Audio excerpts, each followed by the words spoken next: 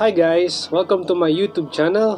Kung hindi nyo pa ako kilala, ako si Kurt Barcelona and gumagawa ako ng videos about DIY, repair, and many more. And also Toyota BB Vlogs. So for today's video, I will discuss to you about our Toyota BB. So story time muna. So noon, nasira yung Toyota BB dahil sa aircon. So, I need to replace yung aking evaporator kasi nalaman ko doon nagsisimula yung leak. So, tinrace ko na lahat na linya, yung compressor, yung condenser, yung mga linya talaga niya. And, naisip ko, yung evaporator na lang ang kulang.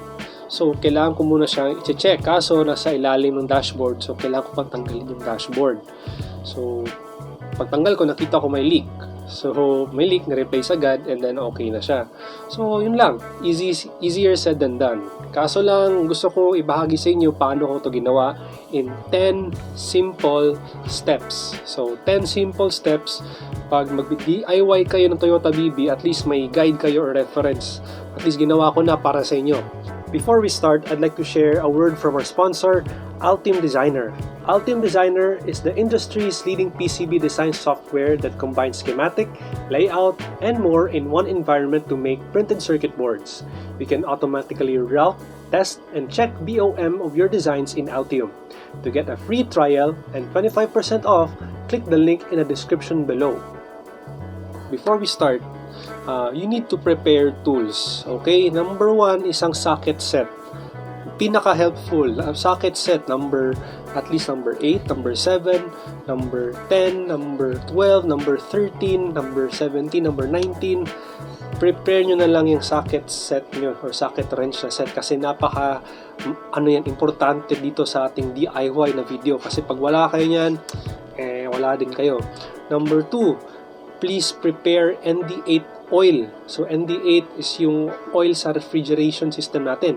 R134A, yung refrigerant ang gamit ng sasakyan, and compatible oil niyan is ND8A. Kasi ND8, sorry. Kasi pag maling oil ginamit nyo, masisira, magkukurod yung ating mga aluminum na mga components sa ating air conditioning system. So at least compatible siya. Number 3, kailangan nyo to. Number 3, refrigerant. Kailangan nyo ng refrigerant kasi pag wala kayong refrigerant, wala yan. At least 1 kilogram kasi magagamit nyo in the future use. And next, kailangan nyo ng vacuum pump. So kung wala kayong vacuum pump, maghiram kayo. Kung wala talaga, medyo may kamahalan to about 4,000 pesos. So kung wala kayo yan, okay lang maghiram sa kaibigan nyo or kilala nyo. Kung wala, it's time to invest kasi pwede nyo naman ito ibenta pag hindi nyo gagamitin. And napakagamit ito sa isang air conditioning repair. Yan, vacuum pump. Next, kailangan nyo ng gauge manifold. So, importante, low side, high side. May mga coupling na din to siya sa ating AC system na R134A na refrigerant. Okay? So, itong huli is yung O-ring. Yung O-ring kasi medyo tricky siya kasi bawat sasakyan may unique set ng O-ring sa kanyang air conditioning system. At malalaman nyo lang yung air conditioning system O-ring yan kung binaklas nyo. So, ina-assume ko dito na wala nang refrigerant sa system, hindi na siya charged, kaya pwede nyo nang baklasin yung mga O-rings na yan. Nasa fittings na yan siya ng tubo, nasa evaporator na fitting, papuntang expansion valve. Kasi pag makita nyo na yung O-ring na yan, kukunin nyo, tapos ipapakita nyo sa nagbebenta ng mga O-ring, at least alam nila anong size kasi iba't iba kasi yung mga sizes niyan. Okay? Okay, next kailangan nyo is yung filter dryer. Yung filter dryer para siyang desiccant or siya yung nag-a-absorb ng moisture sa ating AC system. Sa Toyota BB, yung filter dryer is nasa left side ng ating condenser. Pag hindi pinalitan yung condenser, yan pa rin yung stock. Nasa left side yan siya, parang may tubo yan siya. Sa loob niyan, nandun yung filter dryer. So, pag nag-maintain kayo ng air conditioning system or nag-service, please replace yung filter dryer para makapture pa ng bagong filter dryer ang moisture. Tag 200 pesos lang yan siya sa Reliance, so hindi ganun kamahal and effective naman. At saka, ina-assume po natin dito sa DIY natin na nag-leak na yung refrigerant ng system nyo. Otherwise, hindi to siya pwedeng baklasin agad-agad.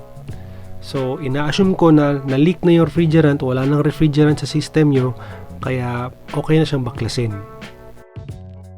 So, what I did, meron akong 10 simple steps para lang magawa niyo tong trabaho na to. Kasi medyo madugo to, and for some, hindi pa touch ng air conditioning system. So, papakita ko lang sa iyo paano. Number 1, tanggalin nyo ang blower motor. So, saan ba yung blower motor? Yan ba yung, ano yan, sa labas ba yan? Sa loob? Okay. Ang blower motor is nasa loob ng sasakyan, nasa passenger side, right side ng vehicle, so sa likod ng glove box. Meron yung dalawang connector, no? Kadalasan, isa is yung power niya, and isa is yung resistor. So, tanggalin yung dalawang connector, and then tatanggalin nyo yung mga bolts na go-hold sa blower motor. Sa case ng Toyota BB, number 8 or number 7 yan siya na hex. So, gamitin nyo ng socket wrench. And mawawala din yan, matatanggal din yan. And kung natanggal na, check nyo kung malinis. Kung malinis man, okay lang. Pag madumi, linisin ng konti, punasan nyo, tiguan nyo. Kasi, yan, nagkakause din ng allergy. And yung mga ibang Toyota BB kasi, makikita nyo na modified masyado siya dahil converted to from right hand to left hand, kaya walang air filter.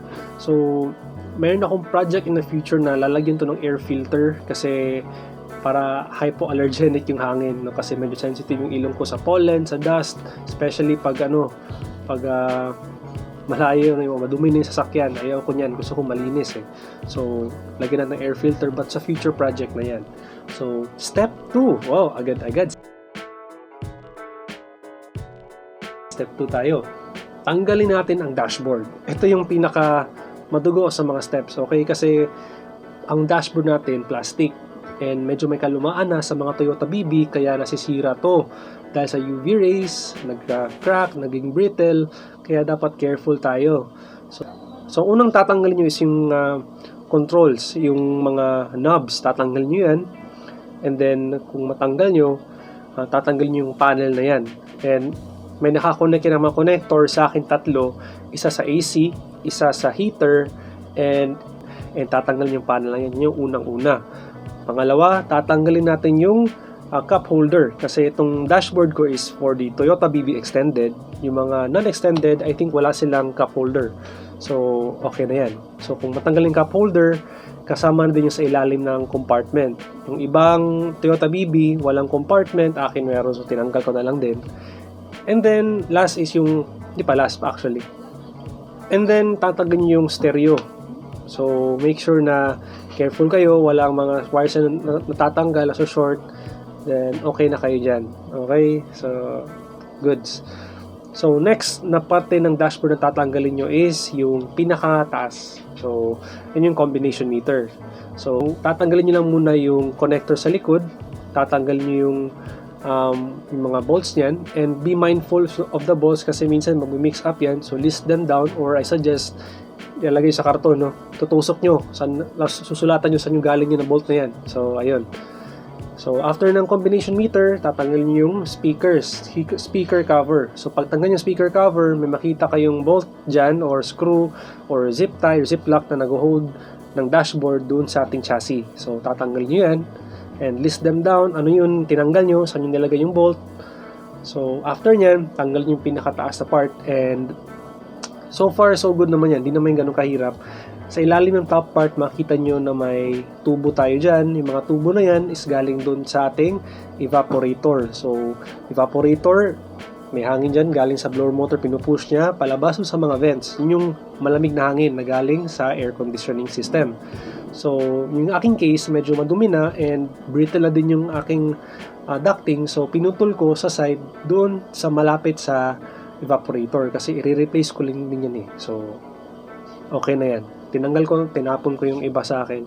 Pero kung maganda pa yung inyo, please keep it. Huwag nyo itatapon. Okay? Gagamitin nyo yan in the future. So, tago nyo lang somewhere, pero tanggalin nyo kung matanggal.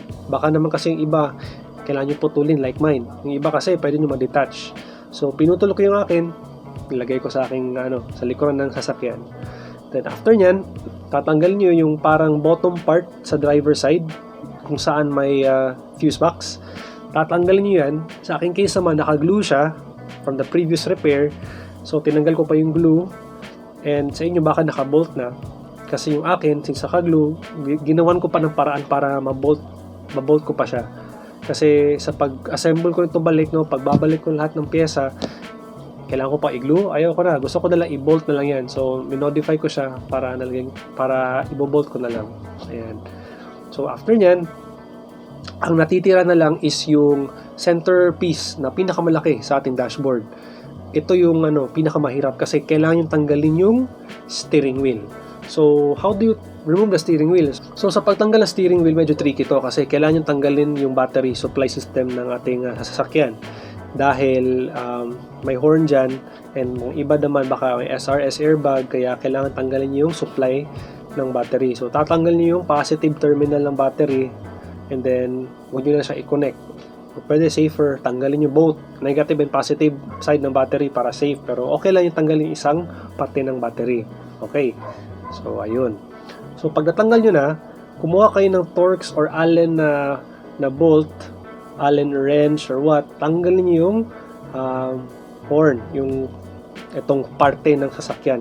So sa pagtanggal kasi ito, tinanggal yung battery kasi minsan magko-contact siya, maingay, pip pip pip pip, ganon. So based on my experience, it's better to remove the battery supply. Tanggalin nyo yung front part ng steering wheel, and makikita nyo may clock spring. So ito, very important. Kung may clock spring dyan, ano man ang posisyon yan, please, ganun lang talaga. Huwag nyong iibahin yung posisyon. So sa mga DIY dyan na hindi alam ano yung clock spring, a clock spring is actually a few wires, a bundle of wires typically arranged para lang whenever iikot yung manibela nyo, hindi magti-twist yung wires, no? Kasi ang clock spring nagbibigay ng kurente and signals doon sa ating horn and horn and airbag. So, pag walang clock spring, hindi mag-return doon sa original position yung ating combination switch, kung magle-left turn, right turn, and hindi natin makakabusina. So, be very careful kasi pagtanggal nyo, inikot nyo, kailangan nyo i-recalibrate yan. And may video ako dyan ipapakita in the future paano mag-calibrate. Pero for now, ang gagawin nyo is lagyan nyo ng masking tape na hindi nyo maiikot yung clock spring whenever tatanggalin nyo yung manibela. So, number 17 na number 19 na socket para matanggal yung manibela, and medyo matigas yan. So, gamitin ng cotton WD-40, and then I suggest gamitin nyo ito, yung sa may pagtanggal ng lug nuts. Meron kasi dyan number 17 or 19. So, gagamitin nyo yun. Tapos, mas madali siya. And then, i-wiggle nyo ng konti yung manibela para matanggal. Kasi kung matanggal na yan, mas madali nang tanggalin yung dashboard. So, sa pagtanggal ng manibela, maiiwan mo dyan is yung clock spring, pati yung combination switches. Ang combination switches, madali lang yan. Hugutin nyo lang yung kanyang cables yan. And then, yung connector, then tago nyo sa likod ng sasakyan nyo. And after nyan, meron naman tayong clock spring. Yung clock spring, very important yan. Yung clock spring kasi dyan, again, wag nyo siyang iikutin pag natanggal nyo. So, pag natanggal nyo, lagyan nyo ng masking tape around it para hindi siya maikot, no? Para safe yan. And store nyo sa safe place para hindi siya maikot-ikot. Kasi pag nakaikot yan ng konti, or let's say one turn, tapos pagbalik nyo dun, yung original is 0 turn, so delikado yan. Kasi baka pag-pihit nyo ng manibela, papuputol yung wire sa loob nyan. So, dapat careful kayo. So, after nyan, tanggal na yung dashboard. Kasi tinanggal nyo na yung dashboard yan. I suggest na huwag nyo siya straight tanggalin, no? Hanggang nyo ng konti para kakasya siya. Kasi pag straight lang, parang may parang kulang space. So, sa akin lang yun. Pag natanggal nyo na, makikita nyo yung evaporator assembly. So, evaporator assembly, naka-plastic yan, pero hindi nyo pa matatanggal yan kasi kailangan nyo pa ng step 3.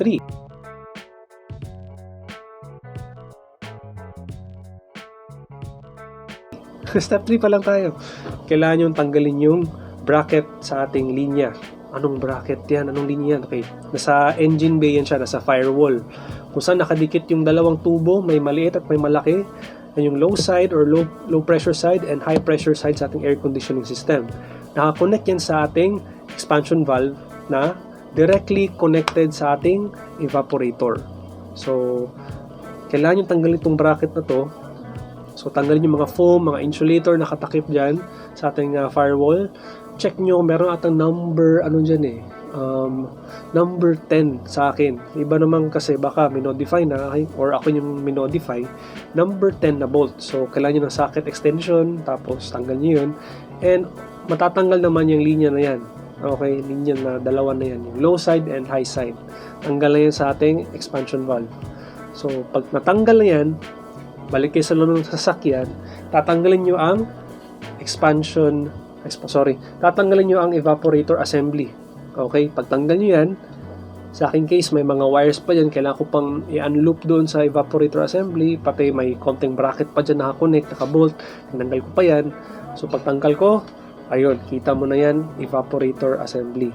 So pwede nyo nang bunutin yung evaporator after a few screws dyan, ay makikita nyo kung may leak. Malalaman nyo kung may leak kung may oil na residue. Or sa aking case, nilagay ko ng UV dye dati pa. Doon nag-collect yung UV dye.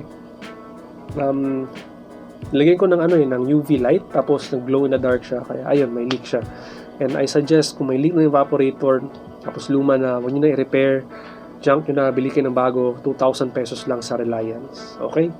So, sa Reliance, hindi ganun kamahal, hindi ganun kamura, pero tama lang, no? Hindi ka lugi. And ito rin, importante ito. Pag magre-replace kayo ng evaporator, dito tayo sa step.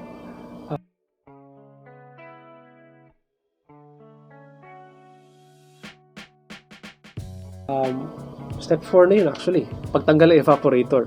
So, ngayon, step 5. Step 5 tayo agad. So, step 5 is replace all O-rings. Kasi sa ating AC system, meron tayong O-rings or parang gasket to keep the refrigerant inside. Hindi siya mag-leak agad. Kasi pag luma ng O-rings tumitigas, kumukunat na, nagka-crack yan. Tapos, yun ang dahilan bakit nasisira yung mga AC system na medyo matagal na, mga 10 years old, pataas. So, sa Toyota BB, nireplace ko ng lahat ng O-rings. So, O-ring sa ating condenser, O-ring sa evaporator, meron yan. Expansion valve, nakakonect yung O-ring na yan. Meron din tayong O-ring sa compressor, pinalitan ko na. Para isahan na lang, hindi na ako magkakaproblema. So, ayun. Tapos, meron din tayong tinatawag na filter dryer or dryer. So, ano ba yung filter dryer? Sa Toyota BB, naka-built-in po yung filter dryer sa ating condenser. Sa front part ng vehicle, malapit sa radiator. Ito yan siya na parte sa ating sasakyan. Meron yan siyang malaking hex na laman yan is desiccant lang para to remove the moisture kung meron mang moisture sa loob ng sistema ng air conditioning system nyo. So, ayun, replace ko lang yan for 200 pesos or 180 pesos sa Reliance. Alam nila anong brand and model, basta ipakita mo lang gaano kalaki, you're good. Okay?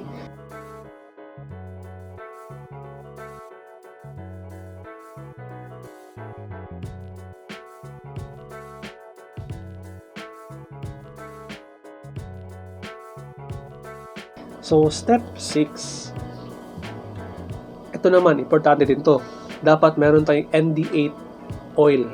Okay, ito yung sabi ko na oil sa ating air conditioning system lubrication. Kasi pag walang oil, masisira yung compressor natin, mas mahal na gastos, at hindi natin kaya ma-afford.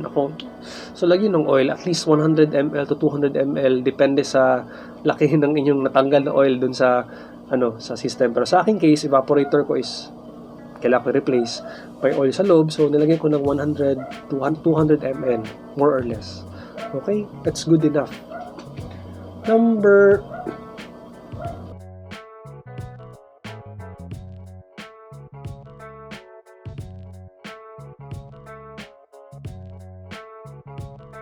evaporator. And step 8, dito tayo, connect all lines. So, pag na-replace yun na yung O-ring, na-replace yun na yung oil, lagyan nyo ng desiccant, connect nyo ng balik, pati yung bracket, lagyan nyo balik yung condenser, evaporator, expansion valve, and then, pag-connect nyo lahat, and then, before nyo, ito suggest ko, before kayong mag-install ng mga things or mga bagay sa dashboard, i-leak test nyo muna. So, paano kayo mag-leak test? Gagamitin nyo ang vacuum pump. So, maganda dyan, vacuum pump, dadaan nyo sa gauge manifold, tapos dapat yung gauge manifold magne-negative yan siya from 0 PSI, maging negative vacuum. And tapos turn off niyo yung vacuum pump, check niyo kung aakit ba yung kanyang needle, kung negative pa ba siya, kasi kung magpa-positive yan, may leak dyan.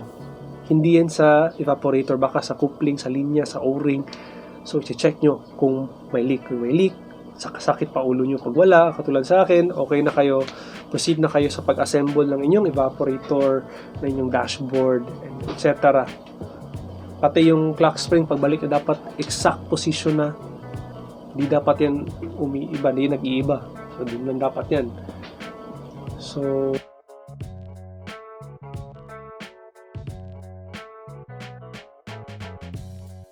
number 10 is to replace the lost refrigerant. Ito yung favorite part kasi after ng vacuum pump, meron kasing proseso. So, sa video ko na to, paano mag-replace ng refrigerant sa inyong system. So, medyo matagal ang proseso niyan. Kailangan ko pang i-vacuum for at least 30 minutes ang buong system para mawala yung moisture. Tapos, lalagay ko ng refrigerant na exact amount dapat. Kasi, pag nasobraan kayo niyan, baka mag-freeze yan, lalamig, hindi pa yan siya maganda kasi mag-ice yan, masisira pa yung ating mga components, or pag kulang, iinit pa yan siya, hindi siya maganda. So, basically,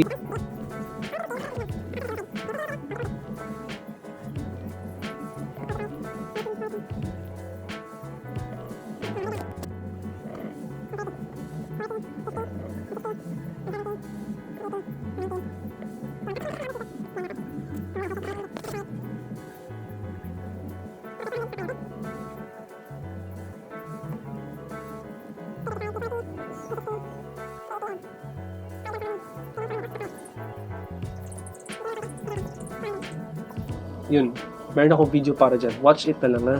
So, that's the 10 steps paano ko inayos yung Toyota BB ko. So, gamit ang ating ayan, yung video sa natin, 10 steps po. So, if you find this video useful, please comment down below. And please subscribe, like, and share this video. Yun lang. So, hopefully, natulungan ko kayo. And sana okay rin kayo about dito sa Toyota BB na to. Hindi na kayo mahihirapan pa. So, yun lang. Thank you.